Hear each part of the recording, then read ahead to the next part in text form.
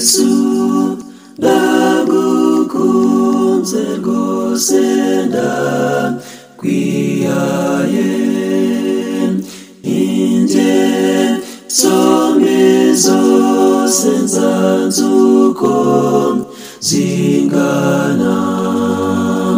ni wowe mukiza wanjye mwiza nk'uyoboke ntabwo nigeze kugukunda ubungubu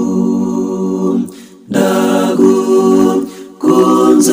kuko wabanje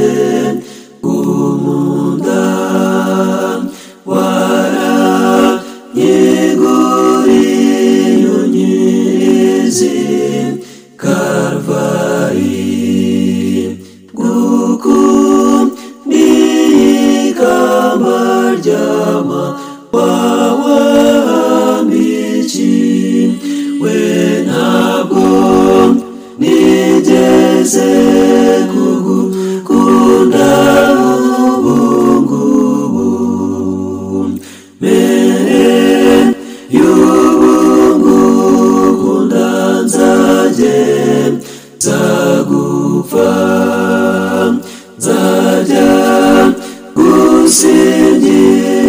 iteka ngihumeka naho urupfu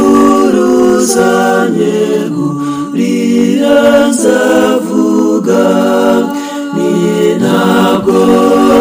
nigeze kugukunda ubungubu ubwo nzagera waduteguriye nzajya mpaguhamiriza iteka iteka nzaguhimbaza nambaye ikamba ritunganye ntabwo nigeze